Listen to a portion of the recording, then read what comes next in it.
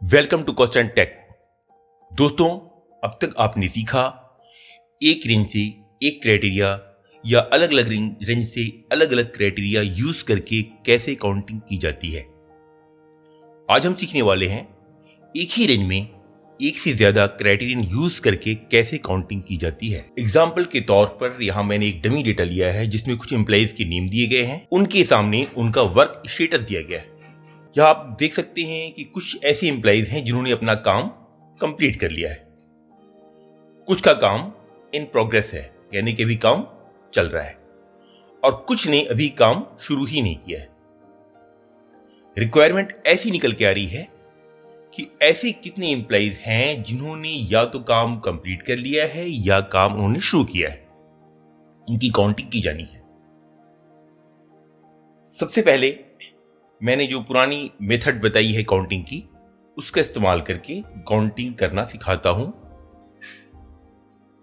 इसके लिए हमें अलग अलग काउंटिंग करनी पड़ेगी, यानी कि कितने एम्प्लॉइज ने काम कंप्लीट कर लिया है, पहले उनकी काउंटिंग कर लेते हैं। चलिए हमेशा की तरह से इक्वल से शुरू करते हैं। काउंट इफ का इस्तेमाल करते हैं, पैरेंथेसिस को ओपन किया और रेंज को सिलेक्ट कर लिया, कॉमा लगाया, फिर कोटेशन मार्क के अंदर लिखेंगे कंप्लीट, क्योंकि हमें कंप्लीट की काउंटिंग करनी है, और कोटेशन मार्क को बंद करते हुए पैरेंथेसिस को क्लोज करते हुए एंटर कर दिया। कोई यहां पर गलती हुई है, इसलिए यहां पर आपने देखा आंसर नहीं आया। क्या गलती हुई होगी? COMPLETED कंप्लीटेड है। ठीक है, 8 एम्प्लॉइज ऐसे निकल के आ गए जिन्होंने वर्क कंप्लीट कर लिया है। ठीक इसी तरह से इसका आप फॉर्मूला नोट कर सकते हैं, या मैंने कई बार बताया है।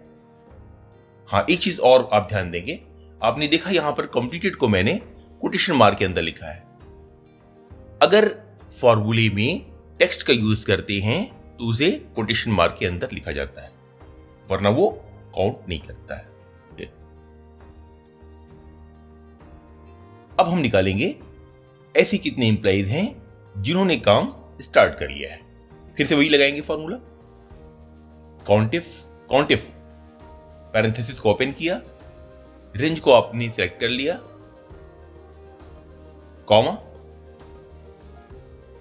हमें क्या चाहिए? इन प्रोग्रेस, कोटेशन मार्क के अंदर लिखेंगे in progress.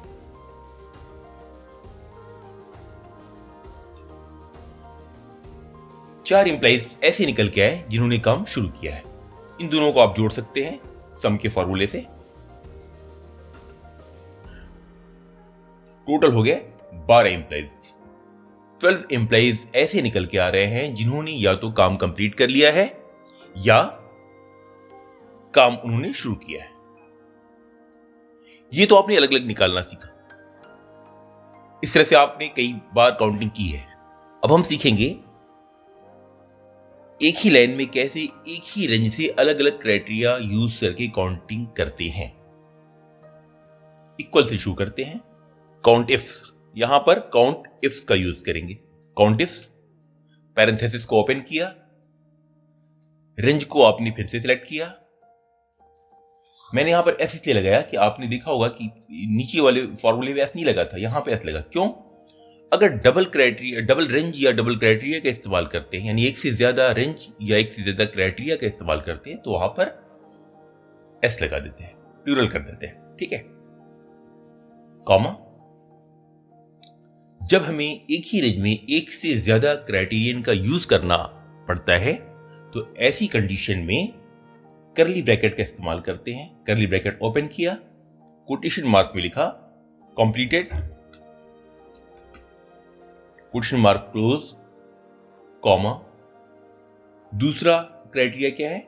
In progress. Quotation mark को क्लोज करते हुए करली ब्रैकेट को क्लोज किया और पैरेंथेसिस मैंने एक बार ओपन किया था, यानी स्मॉल ब्रैकेट को फिर से मैंने क्लोज कर दिया, एंटर कर दिया।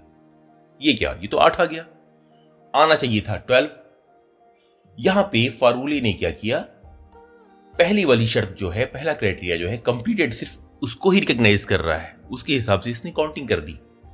हमें तो दोनों का जोड़ चाहिए, कितनों ने काम कंप्लीट कर लिया है, कितनों ने काम शुरू किया है।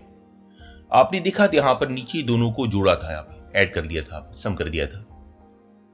ठीक इसी तरह से यहां पर भी हम काउंट इफ से पहले सम लिख देंगे, यानी कि दोनों की काउंटिंग को वो सम कर देगा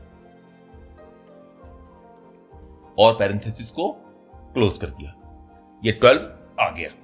इस फॉर्मूले को आप नोट कर सकते हैं। भाई एक तरीका तो और हो सकता है। 2 तरीके से आपने सीखा इस तरह की काउंटिंग करना। तीसरा तरीका यह हो सकता है कि यहां पर 3 टाइप के वर्क स्टेटस दिए गए हैं, कंप्लीटेड, इन प्रोग्रेस और नॉट स्टार्टेड। हम एक काम यह भी कर सकते हैं कि नॉट स्टार्टेड को छोड़कर बाकी काउंटिंग कर लें। किसी भी क्राइटेरिया को छोड़ते कैसे हैं, आज हम ये सीख लेते हैं कि किसी भी क्राइटेरिया को छोड़ते कैसे हैं। शुरू करते हैं इक्वल से, काउंट इफ, पैरेंथेसिस को ओपन किया, फिर से आपने रेंज को सिलेक्ट किया, कॉमा लिखा और कोटेशन मार्क के अंदर लेस देन और ग्रेटर देन का निशान लगाया और लिख दिया नॉट स्टार्टेड। कोटेशन मार्क को बंद करते हुए पैरेंथेसिस को क्लोज किया और एंटर कर दिया। 12 आ गया। है ना आसान? इस चीज को ध्यान दीजिएगा, अगर आपने इन दोनों साइन के बीच में स्पेस दे दिया तो आंसर गलत हो जाएगा। देखिए 14 आ गया, ठीक है? तो स्पेस नहीं होना चाहिए, ये बिल्कुल ही सटा होना चाहिए, स्पेस नहीं होना चाहिए। दोस्तों बहुत मेहनत से वीडियो बनाई जाती है। अगर आपको वीडियो पसंद आई हो तो इसको लाइक कीजिए, सब्सक्राइब कीजिए, शेयर कीजिए दोस्तों को भी और बेल आइकन को भी प्रेस कीजिए ताकि नई नोटिफिकेशन मेरी मिलती रहे। Thank you.